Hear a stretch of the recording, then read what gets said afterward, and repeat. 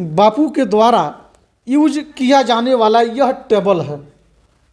इसी टेबल पर कहा जाता है कि इसी टेबल पर बापू के द्वारा कुछ कागज़ों को तैयार किया जाता था रख करके, तो बापू के द्वारा अध्ययन किया जाता था। इस शीशे के बॉक्स में इन यादों को कैद करके रखा गया है ताकि ये जुगों जुग तक यह बापू से जुड़ी हुई याद है, ये जीवित रह सके, ये जुगों जुग तक रह सके। इधर घंटी भी है, और घंटी किस काम में आता है आप लोग अवश्य जानते हैं। इन घंटियों का उपयोग आज भी कई सारे विद्यालयों में, कई सारे कॉलेजों में किया जाता है। उस समय आश्रम में इस घंटी का भी उपयोग किया जाता था। और इसी टेबल पर महात्मा गांधी अध्ययन का काम करते थे। तो ये बापू से जुड़ी हुई यादें हैं। कस्तूरबा गांधी जी के द्वारा, जो कि बापू की धर्म पत्नी थी, महात्मा गांधी की धर्म पत्नी थी कस्तूरबा गांधी, वे भी गांधी जी के साथ में चंपारण आई हुई थी। और इसी ये आटा का चक्की मशीन है, इसी चक्की में वे आटा पीसने का काम करती थी। ये कस्तूरबा जी के यूज का ये आटा चक्की मशीन है। और उस समय इस मशीन का उपयोग किया जाता था आटा पीसने के लिए। ये कस्तूरबा गांधी से जुड़ी हुई ये तस्वीरें आप इधर देख सकते हैं। उस समय अंग्रेजों के द्वारा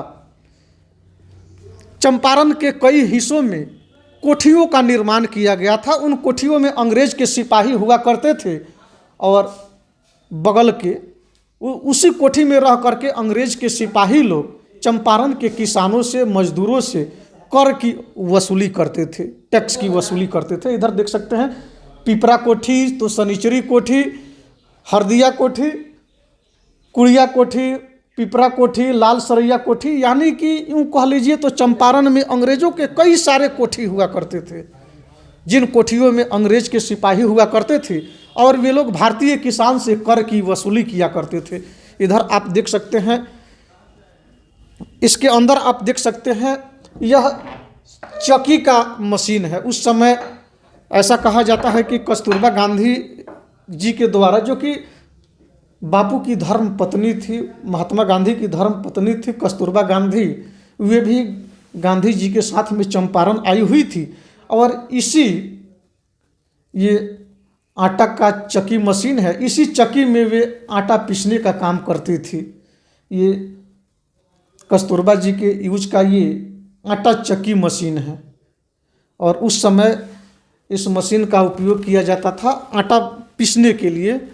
ये कस्तूरबा गांधी से जुड़ी हुई ये तस्वीरें हैं। और इधर आपको बता दें, इस रूम में आप देख सकते हैं बापू के द्वारा यूज किया जाने वाला यह टेबल है। इसी टेबल पर कहा जाता है कि इसी टेबल पर बापू के द्वारा कुछ कागज़ों को तैयार किया जाता था रख करके, तो बापू के द्वारा अध्ययन किया जाता था। इस शीशे के बॉक्स में इन यादों को कैद करके रखा गया है ताकि ये जुगों जुग तक यह बापू से जुड़ी हुई याद है, ये जीवित रह सके, ये जुगों जुग तक रह सके। इधर घंटी भी है, और घंटी किस काम में आता है आप लोग अवश्य जानते हैं। इन घंटियों का उपयोग आज भी कई सारे विद्यालयों में, कई सारे कॉलेजों में किया जाता है। उस समय आश्रम में इस घंटी का भी उपयोग किया जाता था। और इसी टेबल पर महात्मा गांधी अध्ययन का काम करते थे। तो ये बापू से जुड़ी हुई यादें हैं। चंपारण का यह भिथियारवा आश्रम है। आपको बता दें, यह भिथियारवा आश्रम नरकटियागंज से उत्तर दिशा के तरफ 17-18 किलोमीटर के दूरी पर यह भिथियारवा आश्रम है। तो वहीं जिला मुख्यालय, बेतिया जिला मुख्यालय से तकरीबन 55 से 60 किलोमीटर की दूरी पर यह भिथियारवा आश्रम है, जो कि बापू का एक 1917 ईस्वी में यह आश्रम हुआ करता था। और यहीं से बापू भारतीय किसानों के अंदर, तो चंपारण के किसानों के अंदर, तो भारत के लोगों के अंदर राष्ट्रवाद की भावना को, देश के प्रति श्रद्धा को जगाने का काम किया था। और यहीं से सत्याग्रह, चंपारण सत्याग्रह आंदोलन की शुरुआत हुई थी।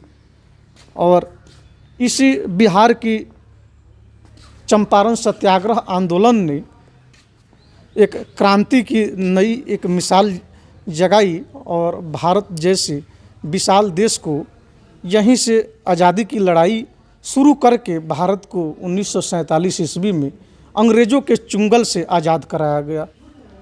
और आपको बता दें, हालांकि भारत को आज़ाद कराने में बहुत सारे स्वतंत्रता सेनानियों का हाथ था, केवल एक बापू का ही नहीं, बहुत सारे सेनानी लोगों का हाथ था। और ये भारत का इतिहास है, ये भारत का ऐतिहासिक धरोहर है। आप इन धरोहरों को देख सकते हैं, ये बापू से जुड़ी हुई धरोहर है, ये बापू से जुड़ी हुई यह जगह है।